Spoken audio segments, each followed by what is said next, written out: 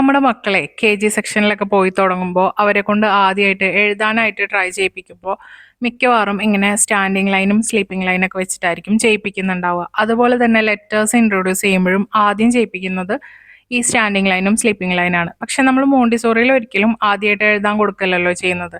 ഒരുപാട് ആക്ടിവിറ്റീസിൽ കൂടെയാണ് അവരെ അതിലേക്ക് എത്തിക്കുന്നത്. അപ്പോൾ അങ്ങനെ ചെയ്യാൻ പറ്റിയിട്ടുള്ള ഒരു ആക്ടിവിറ്റിയാണ്. അതായത് അവർക്ക് സ്റ്റാൻഡിങ് ലൈൻ എന്താണ്, സ്ലീപ്പിംഗ് ലൈൻ എന്താണ് എന്ന് പറഞ്ഞു കൊടുക്കുന്നതിനെക്കാട്ടിയും അവർക്ക് തന്നെ ഒരു സ്വയം മനസ്സിലാക്കൽ എന്നുള്ള രൂപത്തിൽ നമുക്ക് കൊടുക്കാൻ പറ്റുന്ന ഒരു ആക്ടിവിറ്റിയാണിത്.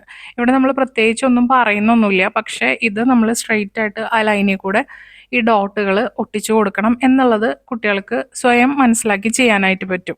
തീർച്ചയായിട്ടും നമ്മൾ ഒരു വട്ടം അവർക്കത് പറഞ്ഞു കൊടുക്കണം. പക്ഷേ എന്നിരുന്നാൽ പോലും അത് കറക്റ്റായിട്ട് പ്ലേസ് ചെയ്യണം എന്നുള്ളൊരു കൺസെപ്റ്റ് അവർക്ക് കിട്ടും. അതുപോലെ തന്നെ ഇത് ഹൊറിസോണ്ടലായിട്ടും വെർട്ടിക്കലായിട്ടുള്ള ലൈൻസ് എന്നുള്ളൊരു കൺസെപ്റ്റും അവർക്ക് കിട്ടും.